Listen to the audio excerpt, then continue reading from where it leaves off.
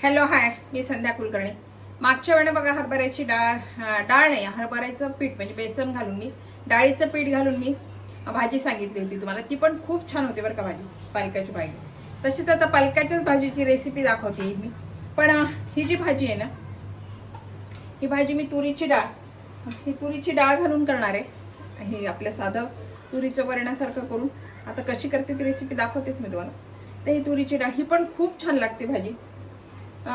आपण म्हणतो पण त्याच भाज्या खाऊन कंटाळा जरी आला तरी वेगळ्या वेगळ्या पद्धतीने केल्यानं त्याच भाज्या वेगळ्या पद्धतीने केल्या तर चव थोडी वेगळी लागते आणि भाजी छान लागते. खाणाऱ्याला कळत नाही की तीच भाजी परत 4 दिवसांनी येणं केली ही लक्षात पण येते. म्हणून आता भाजी पालकाचीच आहे, पण याचा वेगळा प्रकार हा मी तुम्हाला दाखवते. तर आता याला लागणारं साहित्य तुम्हाला सांगते काय लागते. त्याला साहित्य हे बघा, याला लागणारं साहित्य मी तुम्हाला सांगते. कांदा आहे बारीक चिरलेला, टमाटा, तुरीची डाळ आहे आणि लसणाची पेस्ट, आलं लसणाची पेस्ट आहे, हे हिंग आहे आणि जिरं मोहरी आहे, गोडा मसाला आहे, तिखट आहे, हळद आहे आणि अर्थात डाळ पालक करायचं म्हणून पालक आहे. आता हा कसा करायचा मी तुम्हाला सांगते. आता मी हा पालक छान ह्याच्या दांड्या काढल्या, कारण मोठा होता ना हा, म्हणून दांड्या काढल्या. आता हा छान मी चिरून घेते, पालक बारीक चिरून घेते. आता याच्या छान 4 शिट्ट्या करते, कारण तुरीची डाळ आहे ना, गाळ शिजली पाहिजे म्हणून मी 4 छान शिट्ट्या करून घेते. 3 शिट्ट्यांनी 4 करायच्या. थोडं तेल पण घातले मी की तुरीची डाळ छान शिजली पाहिजे आणि तर 4 शिट्ट्या करून घेते छान. आणि आता बघा मी कुकरला ही भाजी लावली होती ना, तुरीची डाळ आणि पालक, बाकी काही नव्हतं लावलं. थोडंसं तेल टाकलं होतं. आणि आता हे काय करते मी, पाणी सगळं काढून घेते याचं. कारण काय होईल, याचं पाणी जर नाही काढलं ना तर आपल्याला ही भाजी छान घोटता येणार नाही. मी याचं पाणी छान काढून घेते.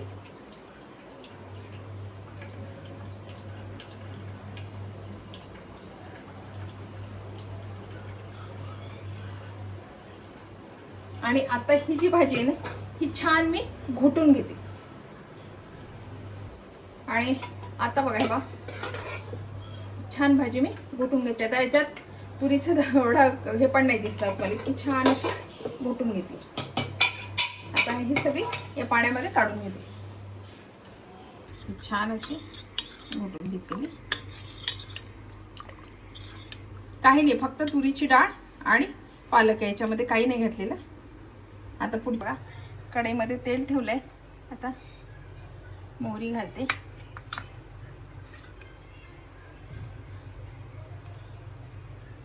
आणि मोहरी छान तडतडली. आता मी थोडं हिंग घातलं याच्यामध्ये आणि लसणाची पेस्ट, आलं लसणाची पेस्ट घातली.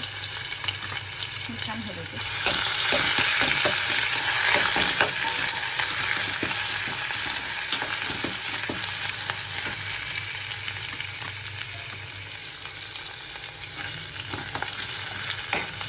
आणि आता याच्यामध्ये बारीक केलेला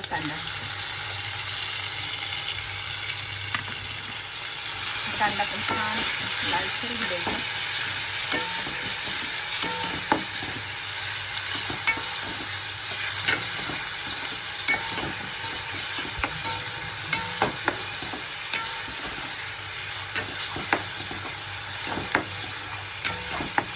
कांदा आपला छान झालाय. आता याच्यामध्ये सगळे मसाले घालून द्यायचे. हळद घालते, लाल तिखट घालते,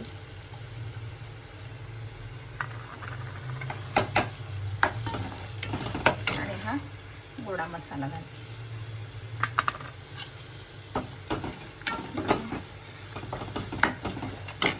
आणि याच्यामध्ये आता टमाटा घालून देते.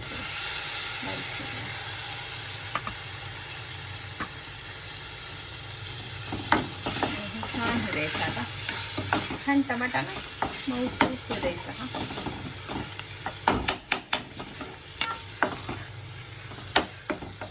सगळं देते. आता छान झाला.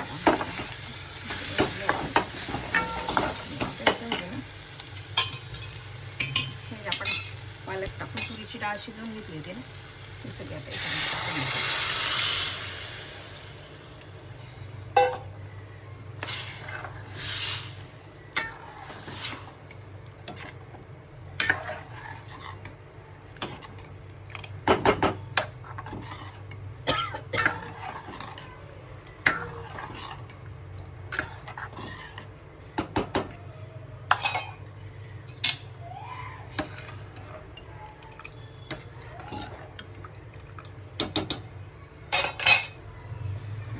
छान उकळू देते.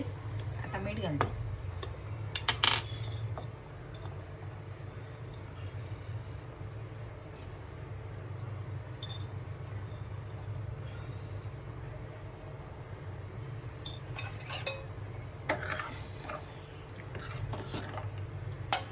त्याला छान उकळू देते. लागल्यात आपल्याला पाणी किती पातळ पाहिजे तसं करायचं. आपल्या भाजीला आता छान उकळी आलेली आहे. छान आता उकळली. आपल्याला पाहिजे तेवढी घट्ट पातळ ठेवायची.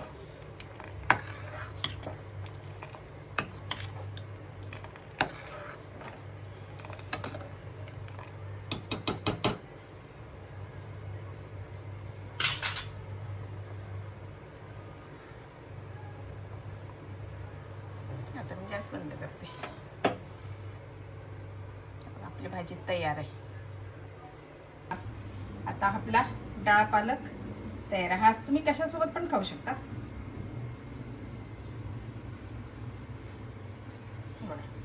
तयार आहे डाळ पालक. हे बघा आपला हा डाळ पालक तयार आहे. हा तुम्ही कशासोबत पण पोळी भाजी भात भाकरीसोबत पण छान लागतो बरं का. हा पालक खूप छान लागतो हा भाकरीसोबत पण. आणि तुरीची डाळीशिवाय याच्यामध्ये मी मुगाची डाळ पण नाही घातलेली. नाही तर थोडंसं मुगाची डाळ घातली तर घट्टपणा येतो. पण मी नुसती तुरीची डाळ घेतली, मुगाची डाळ पण नाही घेतलेली. आणि हे बघा ही भाजी.